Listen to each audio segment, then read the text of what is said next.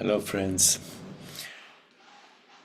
Over 90 books, 94 books, innumerable articles and videos I have shared with you over and over how you and the universe are awareness, that you are consciousness, which is infinite, unbounded, borderless, spaceless, timeless, and irreducible, and that it modifies itself into every perceived and conceived experience. As you know, I'm obsessed with that, and I feel that only a critical mass of awakened people can help upgrade the dreamscape that we call reality, so that we can all enjoy a more peaceful, just, sustainable, healthier, and joyful world. I apologize a little bit for the lighting. I'm in a hotel in Manchester, UK, and I've tried everything to make this, as clear as possible, but it's where we are.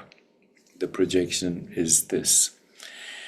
So I frequently talk to you in a stream of consciousness, which appears random and sometimes disorganized. And occasionally I make notes to organize my thoughts and help articulate my random stream of consciousness in a more coherent way. So today I have organized my thinking a little bit, and I will share with you the exact way that consciousness conceives, governs, constructs, imagines, and becomes the universe, which includes you yourself, and that how actually fundamentally you are the source of the universe, including that which you call your own body-mind. So first, let's try to redefine once again the nature of consciousness and also the nature of the universe.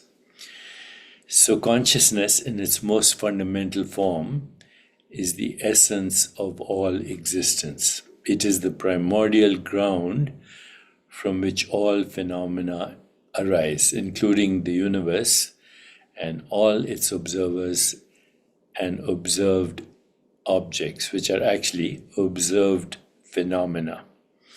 This understanding is very central to some of the non-dual traditions of the world, including Advaita Vedanta, Mahayana Buddhism, Taoism, which view consciousness as the ultimate reality underlying the apparent duality of subject and object, mind and matter.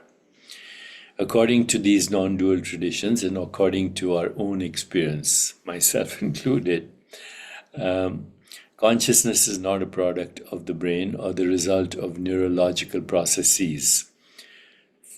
Consciousness is the very fabric of reality, and it is the substratum upon which all experiences and phenomena are based. It is the unmanifested, undifferentiated source from which all manifest forms and experiences arise. And manifest forms are experiences. The process of manifestation is very interesting, according to these traditions and according to the experience of those who have transcended thought and experienced the source of all experience. The process of manifestation happens as a series of stages through which consciousness conceives, constructs, and becomes the universe. This process can be summarized as follows. Number one, consciousness modifies itself into sensations. consciousness in its pure, undifferentiated state, begins to differentiate itself into various sensations, such as sight, sound, touch, taste, and smell.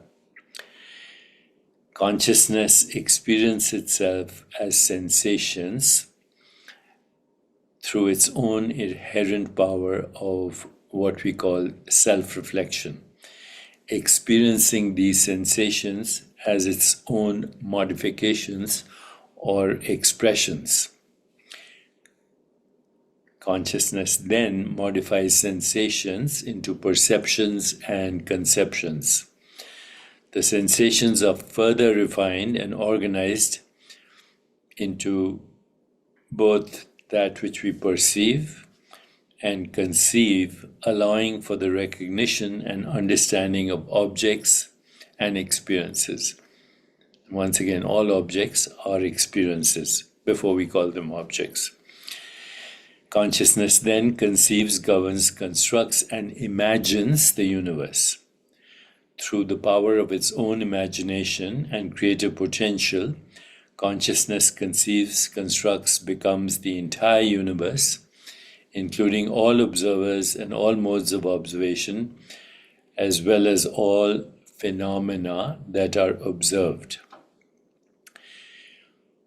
This understanding emphasizes the apparent duality of subject and object, mind and matter, as ultimately an illusion created by the limited perspective of the individual mind.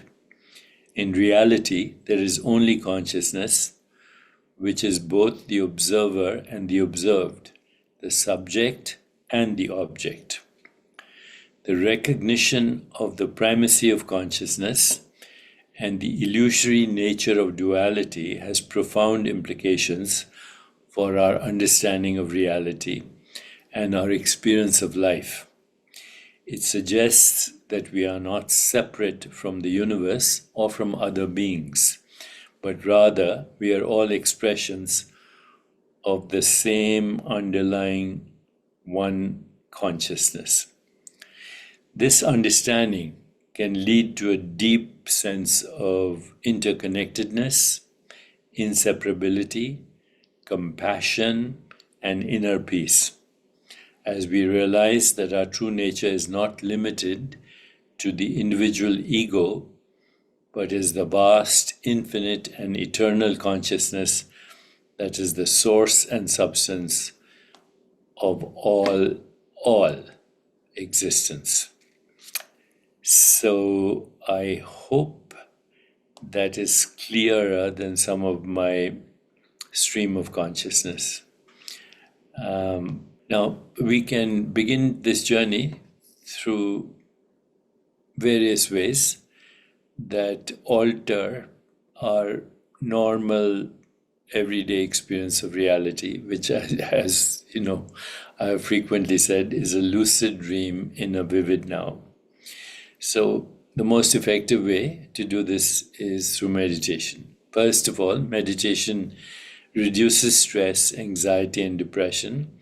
It improves focus and emotional regulation, and it improves overall well-being. This is the basis for beginning to go into the deeper journey of transcendence. Okay. Our everyday reality consists of dream cycles, daydreaming, deep sleep, and all those experiences that we have every day, right? But during dream, there's rapid eye movement. It's what is called the REM stage of sleep. We experience vivid dreams that represent what people call altered states of consciousness, distinct from waking reality. But even waking reality is a moving scene. It is ungraspable. It is also a lucid dream in the vivid now. Of course, in dreams, there are more bizarre scenarios, distortions of time and space, and what we might call lack of rational control. Then we also, during the day, we have daydreaming, when our minds drift away from the present moment and what we call the projected external reality. We enter a spontaneous, altered state of consciousness known as mind wandering or daydreaming. This involves becoming immersed in inner thoughts, fantasies, and imaginative experiences.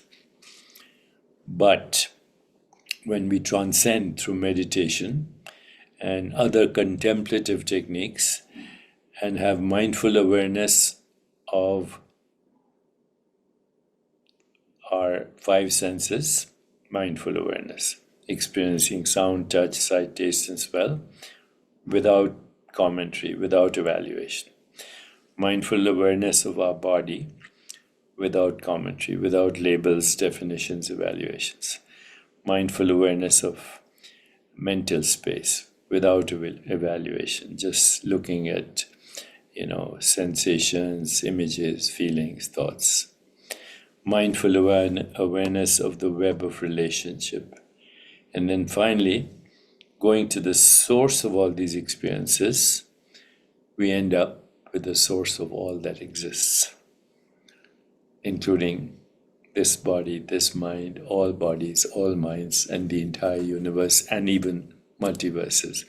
Whatever is conceivable and imaginable comes from this pure consciousness, which is neither conceivable nor imaginable, but self-organizing, self-differentiating, self-evolving, self-regulating, and the most fundamental state of equilibrium, infinite possibilities, because it is infinite. And this is the source of all experience, and this is who you are at source. This is what everything conceivable and imaginable is at source. So at source, you have conceived, constructed, governed, imagined, and become the universe.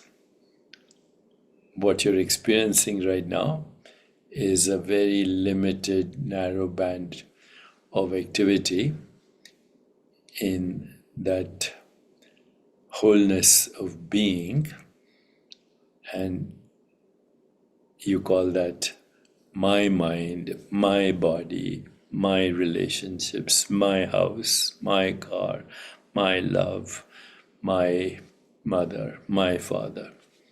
Okay, very limited perspective. Go to the source and know yourself as the universe. Okay, I know this is repetitious, but I needed to say it. Thank you.